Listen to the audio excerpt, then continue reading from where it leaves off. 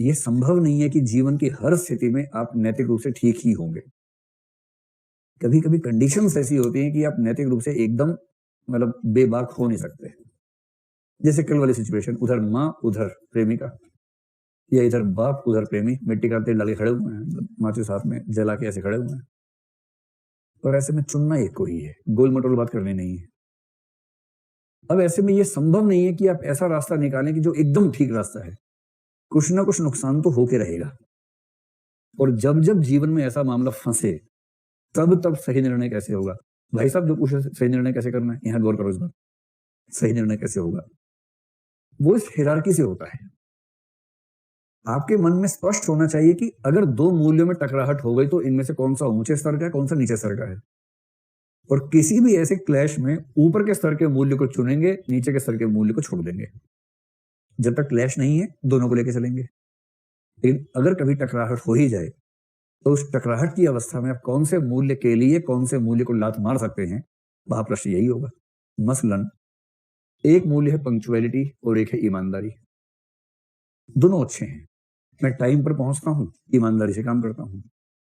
एक दिन ऐसा संकट हो गया कि या तो मैं ईमानदार रह पाऊंगा या पंक्चुअल रह पाऊंगा, और उस दिन मुझे तय करना पड़ेगा कि इनमें से कौन सा मूल्य ज्यादा प्राथमिक है। तो मेरे ख्याल से आप सब मानेंगे कि ईमानदारी का मूल्य समयबद्धता के मूल्य से ज्यादा महत्वपूर्ण है। तो हम कहेंगे ईमानदारी नंबर 1 पर है, पंक्चुअलिटी नंबर 2 पर है, अगर इनमें से देखना हो तो।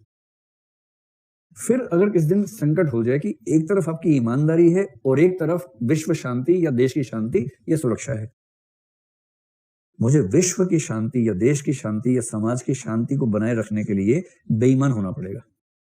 और यदि मैं ईमानदार रहा तो समाज की शांति छिन्न भिन्न हो जाएगी। तो सामाजिक शांति और व्यक्तिगत ईमानदारी, अगर इनमें टकराहट हो ही जाए तो कौन सा मूल्य बड़ा है? समाज की शांति है। तो ये मूल्य हो गया नंबर 1, ये हो गया नंबर 2, ये हो गया नंबर 3। और इसका मतलब मूल्य न केवल बहुत सारे हैं, बल्कि मूल्यों के बीच में एक अधिक्रम चलता है। ये अधिक्रम सबके लिए समान नहीं होता, थोड़ा बहुत अलग अलग हो सकता है सबके दिमाग में, लेकिन मूल्यों में एक हायरार्की बनी रहती है। उसी हायरार्की के बेस पर हम जीवन की कठिन परिस्थितियों में फैसले करते हैं कि यहां हमें क्या चुनना चाहिए। समझ में आ गया? लास्ट अटेम्प्ट है आईएएस का। मेंस इतना खतरनाक हुआ है कि नोबेल पुरस्कार साथ में मिलने की उम्मीद है आपको, रिजल्ट के अलावा एक्स्ट्रा में। इतना अच्छा लेके आए हैं। इंटरव्यू देने जा रहे हैं, तैयारी ऐसी है कि इंटरव्यू दे के नहीं लेके आने वाले हैं आप, इतनी शानदार तैयारी है। और जाते हुए अचानक घर के किसी मेंबर को उसकी तबीयत ऐसी बिगड़ी कि अगर उसे तुरंत लेके नहीं गए हॉस्पिटल तो बचेगा नहीं। और घर में उस समय आप अकेले व्यक्ति हैं जो लेके जा सकते हैं। यूपीएससी किसी भी स्थिति में आपको फिर से इंटरव्यू का मौका देगी नहीं। और यदि आप इस समय चले गए तो आईएएस टॉपर हो जाएंगे, लेकिन परिवार के उस सदस्य के अभाव में होंगे। नहीं गए तो वो बच जाएगा और जीवन भर ये दंश बना रहेगा कि आप आईएएस नहीं बन पाए थे। फैसले तो इसी स्थिति में होते हैं ना। ये थोड़ा ना कि पानी पीऊं कि चाय पीऊं, ये वो फैसला है। फैसला तो यही होता है। बाकी तो गुरु फैसले हैं, वो तो होते रहते हैं, उसमें क्या है। फैसला तो ये होता है। अब ऐसे टाइम पे 2 ही मूल्य हैं, एक है सफलता का मूल्य, एक है परोपकार का मूल्य या पारिवारिकता का मूल्य। अगर पारिवारिकता का मूल्य हावी है तो आप इंटरव्यू को लात मार देंगे।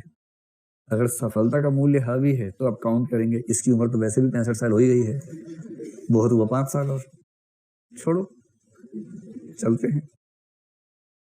डिपेंड करता है कि आपके ऊपर कौन सा मूल्य हावी है। और 2 अलग अलग व्यक्ति हो सकता है कि इस सिचुएशन में अलग अलग फैसला करें, क्योंकि उनके दिमाग में जो हायरार्की है वो अलग अलग है। पूरी कहानी स्पष्ट हो रही है अच्छी तरीके से।